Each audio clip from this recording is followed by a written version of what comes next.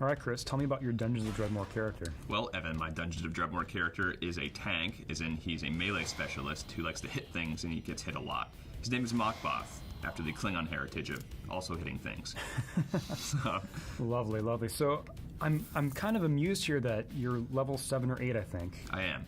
That's very, very true. And you seem to have accumulated all 1 abilities in your in your skill bar there in the lower right. Absolutely. So my character relies on a lot of passive skills. He has hits that do a lot of critical hit chance, that do a lot of critical hit damage.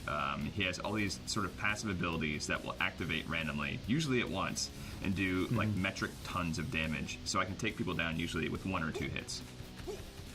Unfortunately, not doors. Those still take 4 kicks, apparently. But right. Yeah. Okay, so this is kind of an average encounter for you. You're kind of 2-hit killing most of these enemies. Yeah. So basically, right now, I'm just kind of hanging back and softening them up just because I can. And, why go in and take damage if you don't have to? So, yeah, my guy's a tough guy. He'll meet anyone in a fight, but he doesn't have to, and he's going to show that by sitting back and crossbowing people. It seems like most of your items there focus on defense. They do, yeah. So I've got points invested in shield and evade. I have a high blocking percentage and a high counterattack percentage. So if they attack me, there's a chance that they'll get damage thrown back at them. And you can kind of see all that stuff popping up there. It's just a sample of all the stuff I do. Wow. Yeah. So, I totally respect the playing style, but as a mage, it would kind of get boring to me just walking up to every enemy in the game, clicking on them until they die. I mean, it's kind of repetitive. I mean, it is, but it's not the case in this game because I have so many other things I can do. For example, I can pick up traps and I can put down those traps. Again, I have the crossbow with all sorts of different ammunition. Then there's so much stuff going on at once that I feel almost empowered. And it's really rewarding to attack a character and hit him in 2 hits and kill him. You almost feel like this godlike figure. So it's great to surround yourself by all these enemies, take them down one by one, and you feel great after you defeat them all.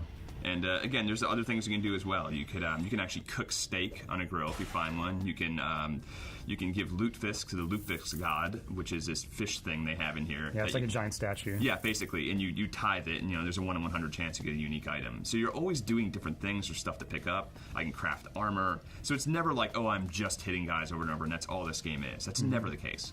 This dungeon, significantly harder, probably shouldn't be down here right now, but it's really, that's the thing about Dungeons of Dredmor is when you're playing permadeath, it's so tempting to want to go down and explore new levels, but that's the risk. Oh, definitely, especially when you wander in, this is sort of a smaller one, but you wander in these areas that just have items lying on the floor. And you're like, oh, it's shiny! And yeah. I like, my strategy, I don't like to really clear every room on a floor before I move down. I like to sort of pop my head down when I feel comfortable, because I know there's more experience, more loot on that floor. And I'm kind of a completionist, so typically I will clear out an entire level, which takes some time. These are big. I mean, the map looks kind of small up there, but you're a small little dot in there. And I will literally clear out an entire level and then move on to the next one. So I've only made it, I think level 6 was the farthest I've gotten down before getting creamed.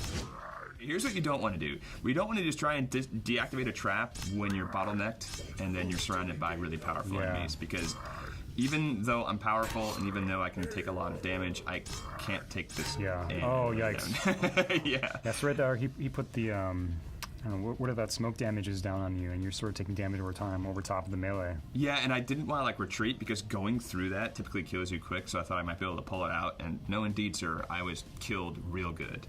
And that happens in this game quite a bit. And you've got to be comfortable with it. I mean, for whatever reason, I've never really gotten frustrated. I've sort of rolled my eyes, but I've never really been like... I've always jumped right back into the character created and been like, okay, I know the build that'll crack the game this time. Yeah, like, that's the thing. I know what I need to do. Yeah, if you play on permadeath, it's like when you died, it only it incentivizes you to play another character. It's not like you're like, I'm rage quitting, I hate this. It's like, oh man, well this time I'm gonna do this, and I'll never do that again. So yeah, that's pretty much my character in a nutshell. Melee specialist, loves to hit things.